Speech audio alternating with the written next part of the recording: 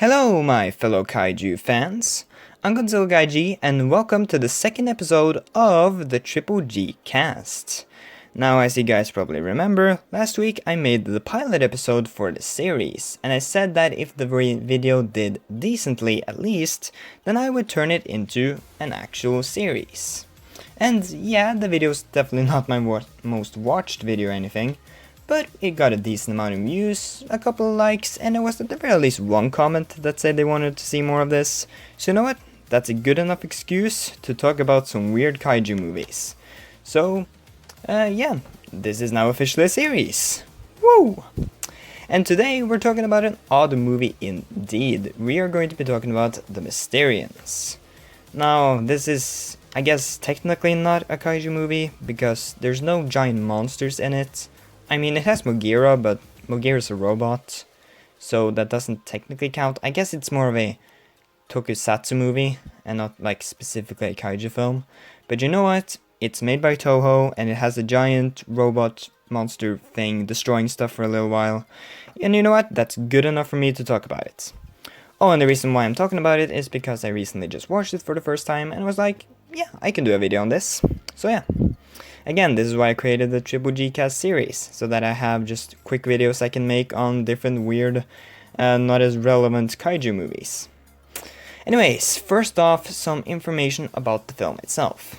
The Mysterians came out in 1957 and was directed by the legend himself, Ishiro Honda, and the studio behind it is Toho. The cast of the movie includes Kenji Sahara, Yumi Shirakawa, Akihiko Hirata, and Takashi Shimura, among others. And like I'm going to say a lot in the series, I'm sorry if I butchered any of the names. And finally, this movie has a runtime of 89 minutes. And now, for a quick plot synopsis from Letterboxd. Space weapons, mobilize. In Japan, scientifically advanced invaders from the war-destroyed planet Mystroid cause an entire village to vanish, then send a giant robot out to storm the city by night, after which they request a small patch of land on Earth and the right to marry Earthling women, claiming to be pacifists. Mankind must decide whether to capitulate or to resist. Again, credit for this plot synopsis goes to Letterboxd. And now, with the information out of the way, let's go on to my actual thoughts about the movie.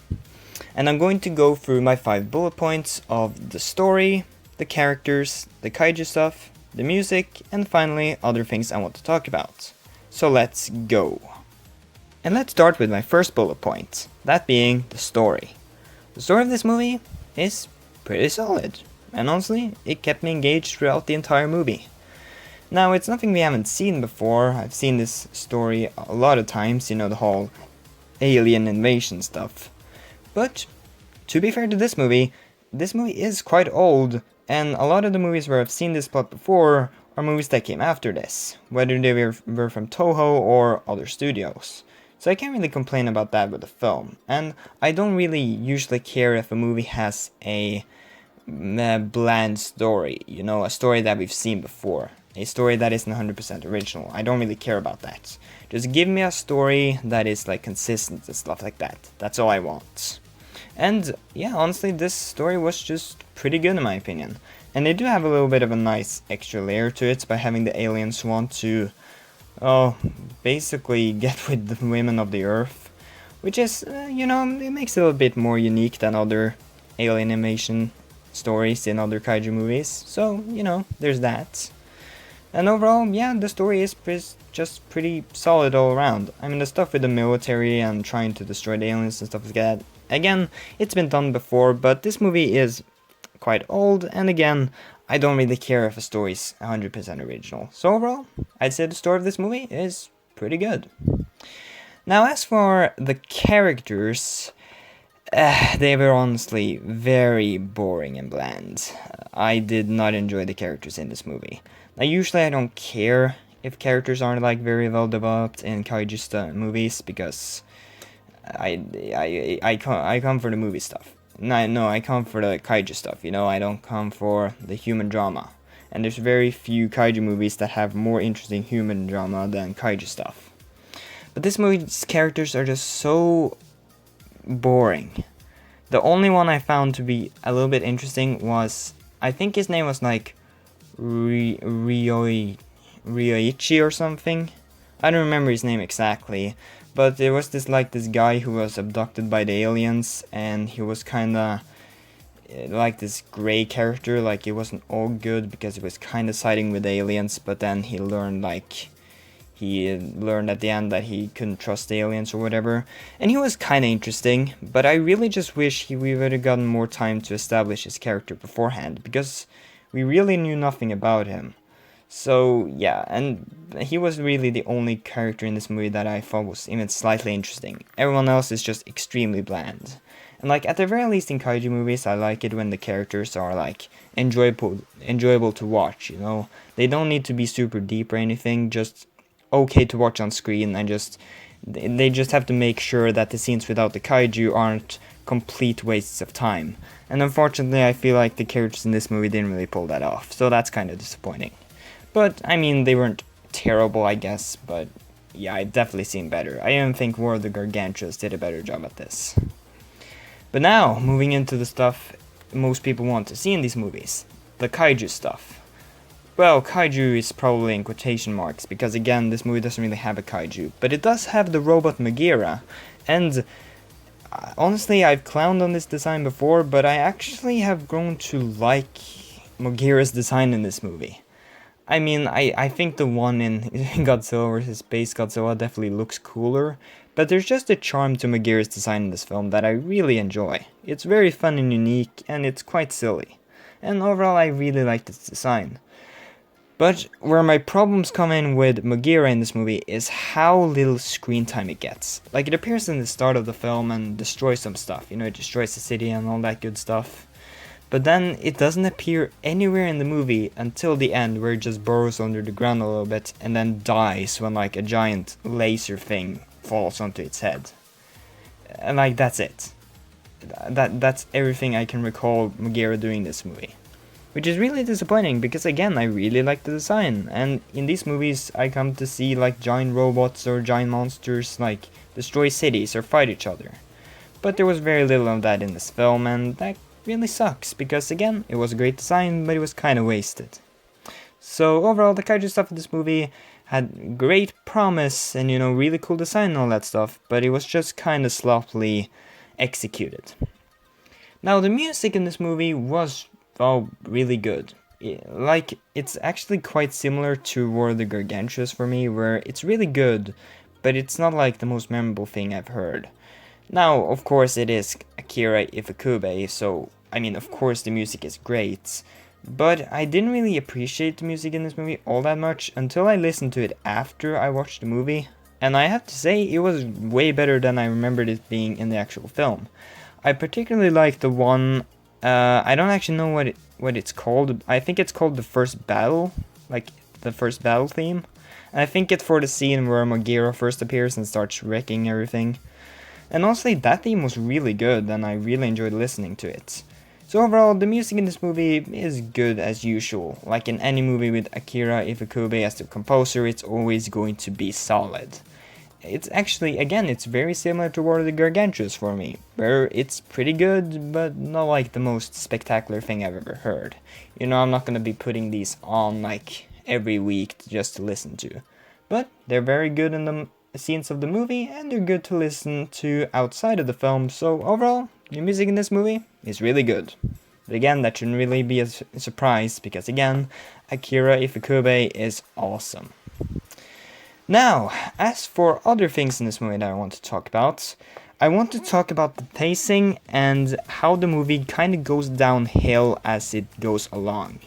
So the first thing is and these two things are kind of like interconnected, because the movie starts out really good. Like, the first 20 minutes are really good, and they're really promising for the rest of the film. You know, we get the whole scene where this forest is burning and all that stuff, and we're introduced to the idea of the aliens, and Megaera shows up and starts wrecking everything, and it's just really great. You know, it's a lot of good classic Toho movie stuff here. But then, after a while, like as the movie goes on, I just started caring less and less, and the scenes were longer and longer, And like, sure, things were happening, but it was just kind of boring, and that's a true shame, because there is a lot of charming stuff that happens like in between in these scenes, but the scenes themselves are often too long and just filled with boring characters just standing in rooms talking to each other. And yes, I know that is very common in these types of movies, but it felt especially bad here because the characters were just so bland and stale. And it doesn't help either that, again, there were very few scenes of action and with Megara, so that's overall kind of disappointing. Really, this movie just gets, like, it goes down in quality as it goes along. And at the end, I was just like, okay, this was fine, I guess, but man, did it go downhill. Especially with the climax. The climax in this movie was really dull. And again, Megara wasn't even, like, utilized good. So overall, the pacing in this movie, not very good at all. And I just remembered, I actually forgot to talk about the aliens in the character section. The aliens in this movie were fine. They're kind of on the same level as the aliens from Destroy All Monsters for me. They were okay, but nothing spectacular. I did like their outfits, I'll say that much. I liked their outfits and how colorful they were. But they were just kind of there, and again, I guess it is kind of interesting that they wanted to basically get with Women of the Earth, and they kind of had an interesting reason to why. But those two things are the only interesting things about these aliens. They don't come close to like the aliens from Invasion of Astro Monster from the Godzilla movies or from Final Wars. They're not as entertaining as those, but I mean, they could be worse, but they're just kind of there as a threat. And they do work, but again, they're just kind of okay. And really, I think that's the best word for this movie. Okay, and by the way, we're at the conclusion now because I don't really have anything more to say.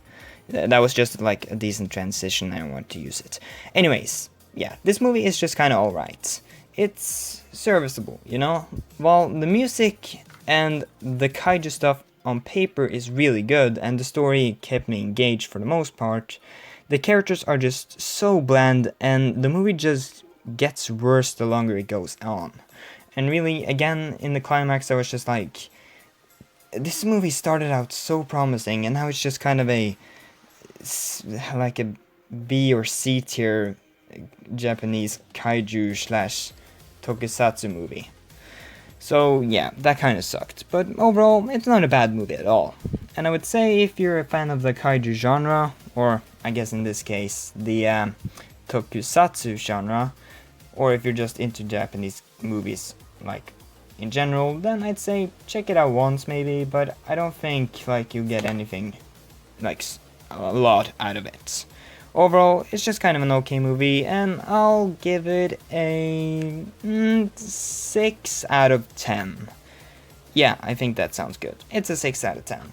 It's alright, but I wouldn't say go out of your way to watch it or anything. But if you do find it, then you can give it a watch. It's perfectly serviceable.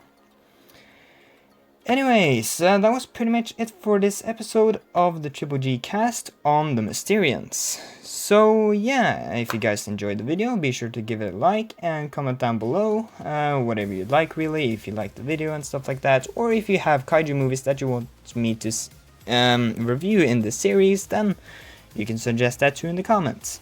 And of course, if you enjoy my content and you haven't already, then be sure to subscribe. It's absolutely free and it takes you like 2 seconds, so be sure to go do that. I would really appreciate it. Anyways, that's it for the video, and I'll see you guys in the next one. Bye bye.